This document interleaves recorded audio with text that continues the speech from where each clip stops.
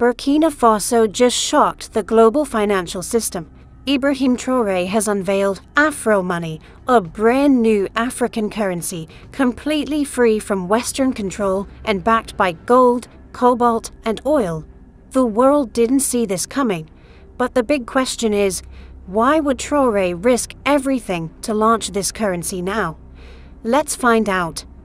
Most thought the war was finished when Africa raised its political flags of independence. The national anthems changed and the colonial rulers left. However, one chain, monetary control, remained unaltered beneath the surface. Furthermore, that chain was tightening rather than merely lingering. Africa may be conquered without tanks on its land in 2025. All it needs is the incorrect kind of money, the money beyond French control. Ibrahim Traore was more aware of that than most others. Their currencies are being used as a covert weapon against politicians when they attend IMF lectures and apply for development financing. And the CFA franc is the clearest illustration of it. The CFA is more than simply money. It's a foreign tool masquerading as a domestic one. It still ties 14 African countries to a monetary system run by the French treasury. Having been born from the ashes of French colonialism, those nations are still unable to print money without permission. They are unable to freely move their reserves. They are compelled to hold a sizable portion of their foreign exchange in interest-free French banks. In practical terms, what does that mean? It implies that African nations only maintain their independence on paper. They are unable to safeguard their economies when international markets collapse. They are unable to promote growth when inflation strikes. The capital of another country is where they make their financial decisions, which are the lifeblood of any government. So why introduce a new currency at this time? Because the geopolitical framework that imposed this arrangement is disintegrating for the first time in decades. France's influence in West Africa is waning. ECOWAS is breaking apart. Old ties are being broken by militarily-led transitions in Guinea, Niger, Burkina Faso, and Mali. Its replacement, not just rebellion. And Traore knows that if your economy continues to utilize the pen of your oppressor, there can be no true revolution. Starting Afro money was a necessity, not a gamble. Dependency is rewarded and independence is punished under the current global system. Currency downgrades, penalties, or trade freezes are immediately imposed on nations who attempt to de-dollarize, escape Eurobond traps, or leave the CFA. Traore made the decision to start from scratch rather than fix an existing system, something that cannot be frozen, postponed, or diminished by an outside force. He's not by himself either. Africa is hearing echoes of monetary independence. Leaders are observing. The number of movements is increasing. Disenchanted with outdated systems, young people are prepared to unite around something that feels like ownership rather than duty. However, a new currency is only a first step. It must convey a message in order to be more than just a protest, one that is so potent that it leaves a lasting impression on viewers. What precisely is Afro money, then, is the question. And why are governments being shaken by its visual aspects just as much as by its worth? What a government prints on its currency might reveal its objectives. The dollar in the United States is adorned with images of former presidents, founding fathers, and emblems of liberty from the Enlightenment.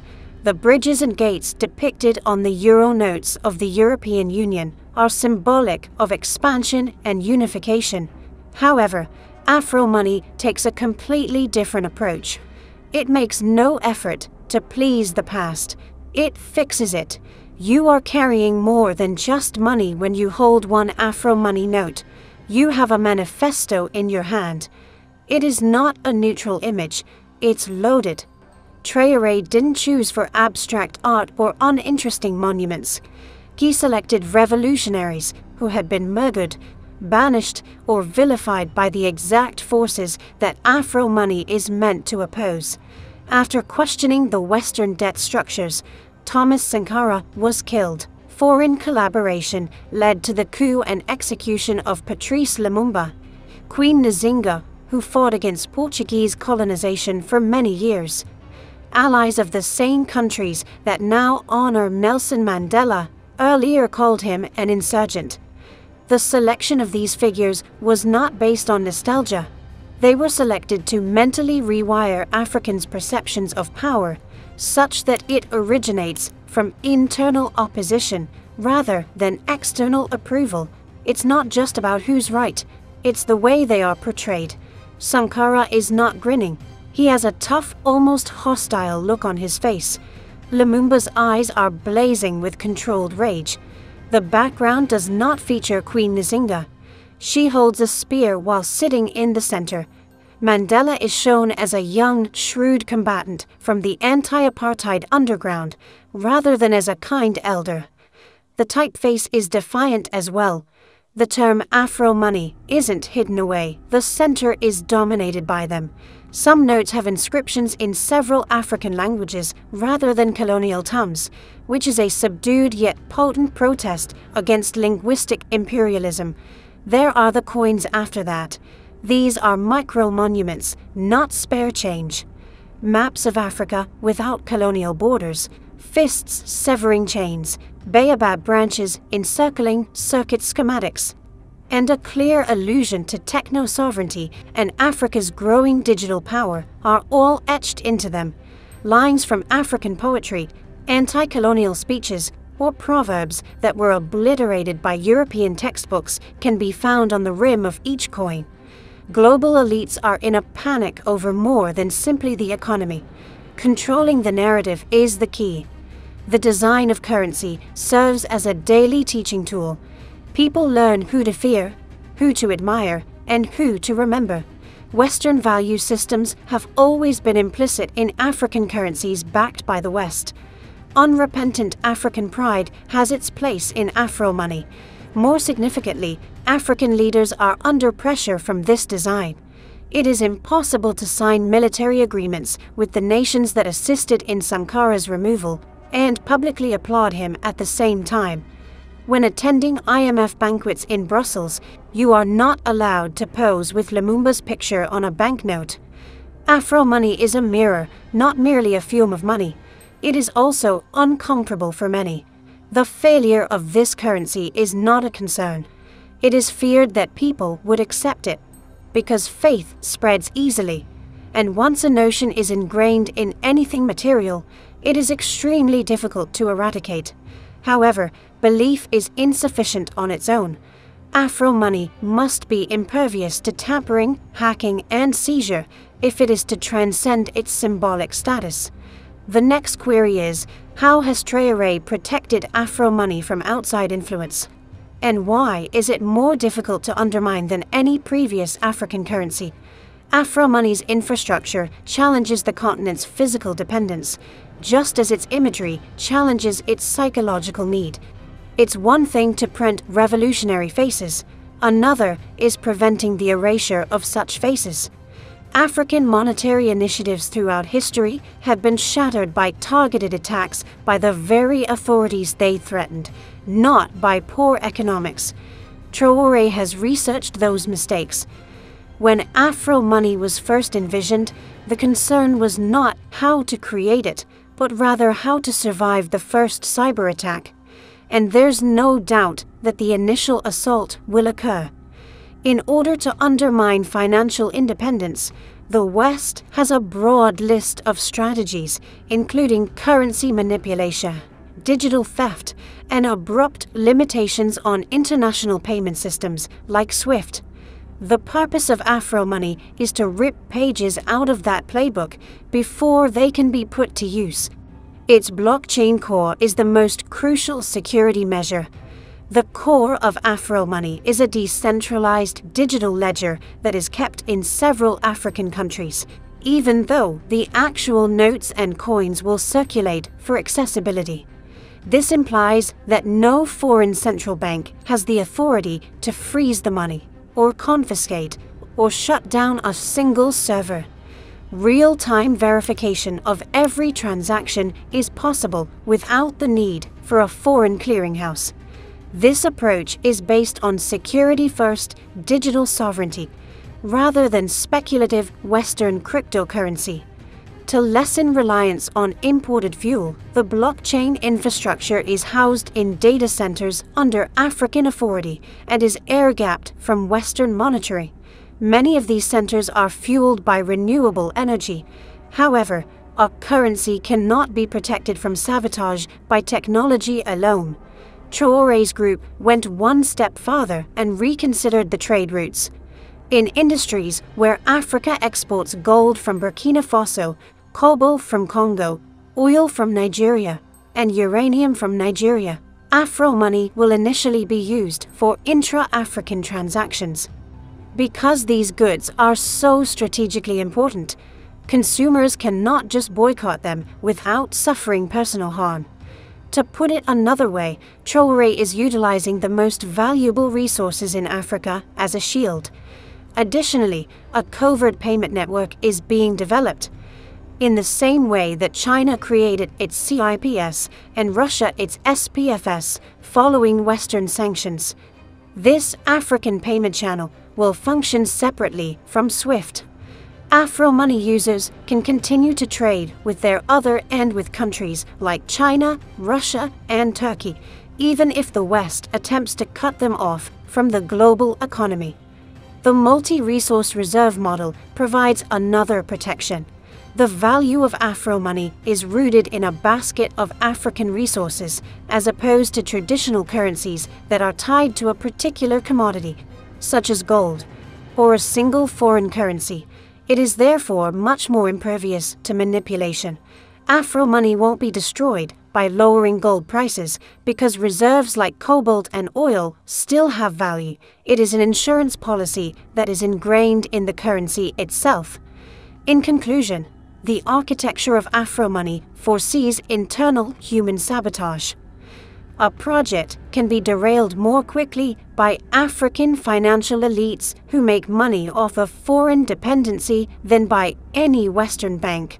In order to combat this, Traore is implementing a system of tiered adoption, beginning with partner countries governed by reformist or military regimes, and then spreading to the rest of the continent after the system has stabilized.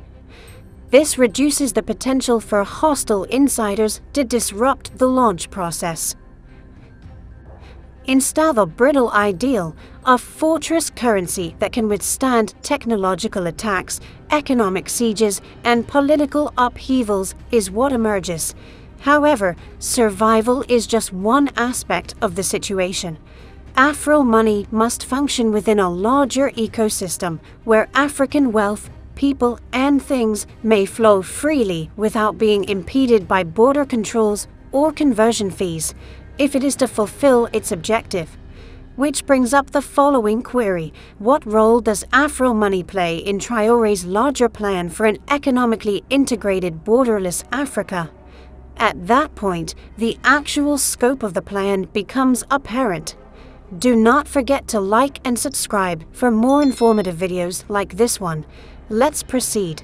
A strong economy can withstand sanctions, and a strong currency can withstand attacks. But a divided continent will always be at risk. Traore knows that if Afro money were stuck in the current African trade environment, it would collapse, no matter how safe it was. Goods traveling between African nations still encounter numerous borders, lengthy customs procedures, and a complex web of taxes that cost money and time. Compared to shipping the same amount from Africa to Europe, moving a truckload of grain from Burkina Faso to Ghana may need more paperwork. This isn't a coincidence. It is the legacy of colonial-era trade networks that were intended to transport African resources abroad rather than within. Therefore, Afro money is not the goal. It is the cornerstone of a connected Africa where people, products, and money flow just as freely as they do inside the European Union. The African Continental Free Trade Area is the cornerstone of this ambition. Signed by nearly all African countries, the agreement seeks to eliminate tariffs on 90% of commodities and streamline customs processes in order to establish a single market. Although there is a great deal of potential, currency fragmentation has made it impossible. With more than 40 distinct national currencies in use, merchants frequently use the euro or the US dollar as middlemen, losing money and time in the process. Overnight, Afro money solves the issue. Consider an Ivory Coast cocoa farmer who sells beans straight to a Kenyan confectioner. Today, such transaction can involve paying fees at each stage when you convert CFA francs to dollars and finally to Kenyan shillings. With Afro money, there's only one transaction, one currency, and no intermediary foreign bank. Although the economic efficiency is clear, the impact is more profound. A common currency turns into a common identity. A unified African passport and continental transit routes are two further liberation tools that Traore's team is combining with Afro money. The passport will directly challenge the colonial frontiers established at the Berlin Conference in 1884 by enabling any African citizen to live, work, and travel anywhere on the continent without a visa. Markets that are currently separated from one another will be physically connected via the transportation corridors, high-speed rail lines, improved highways, and cross-border energy grids. These three instruments operate sequentially. Physical access is unlocked by transport routes. Human mobility is unlocked by the passport. Financial mobility can be unlocked by Afro money. None of them can function alone.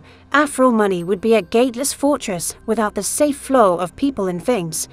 Free movement would still be reliant on payment networks under foreign control in the absence of Afro money.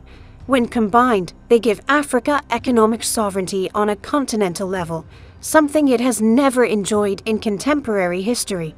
The possible repercussions are astounding. The greatest common currency zone in the world by population would be an African market with 1.4 billion people using a single currency.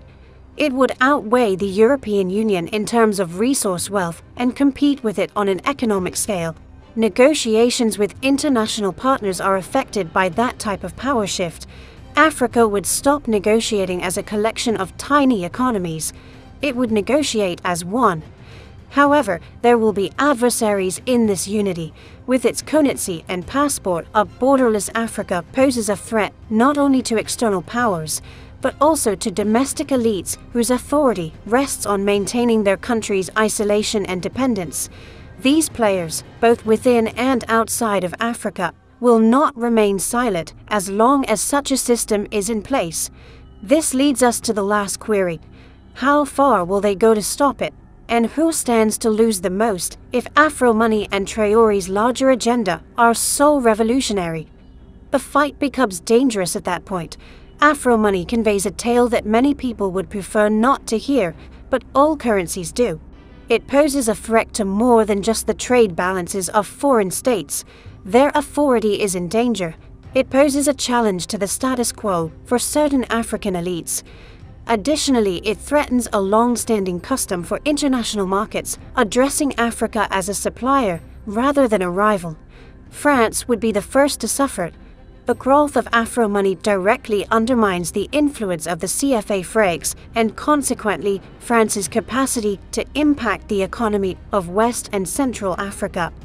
Without sending a single military, Paris has had the tranquil privilege of controlling monetary policy, collecting interest, and retaining African reserves in its treasury for decades. If Afro money becomes popular, that source of income and power will go. The loss is both monetary and symbolic. The French financial empire in Africa would come to an end as a result. Western financial organizations such as the World Bank and IMF would be the second loser. The fact that African countries require bailout loans denominated in foreign currencies frequently determines their leverage. That reliance would be lessened if a continent supported by its riches traded mostly in Afro money. But these organizations are unable to impose conditions on their aid without the debt hook. Historically, these criteria have included lowering social spending, opening markets to foreign firms, and privatizing public assets. Then there are global companies, particularly those involved in the extraction of natural resources, wherein many of them profit from currency fluctuations in African markets by selling goods at inflated exchange rates and purchasing commodities at a discount during devaluations. That game is undermined by a stably resource-backed Afro money. These businesses would be compelled to compete on African terms rather than those set overseas and pay more equitable rates. However, internal African opposition may prove to be the most deadly. Some ministers, bankers, and politicians rely on their international connections for their political survival and financial success. Negotiating aid packages, establishing currency agreements, and coordinating arrangements that keep their countries connected to the outdated system have been the foundation of their employment.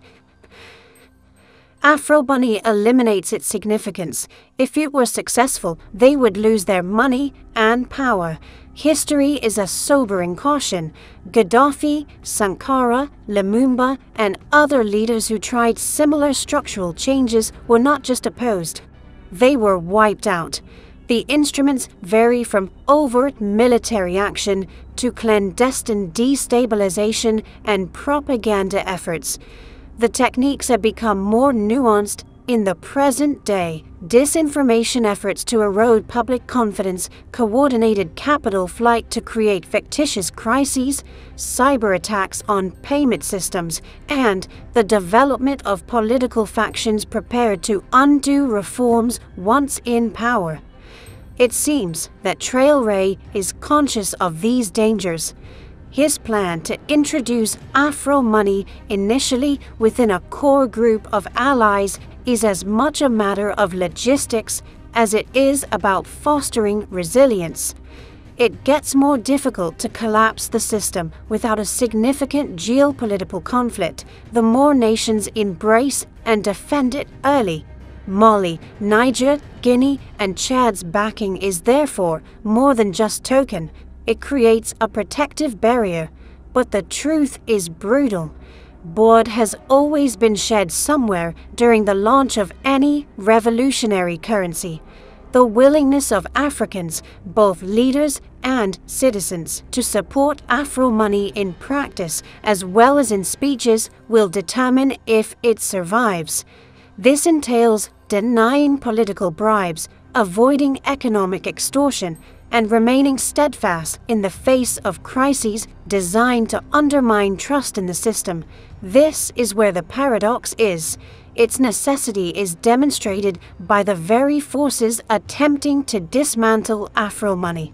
The more forcefully they resist, the more evident it is that Africa's economic independence has always been a danger to the financial gain of others. The debate over whether Afro money can succeed is no longer the real issue. Today, Africa's fight for its future isn't on the battlefield.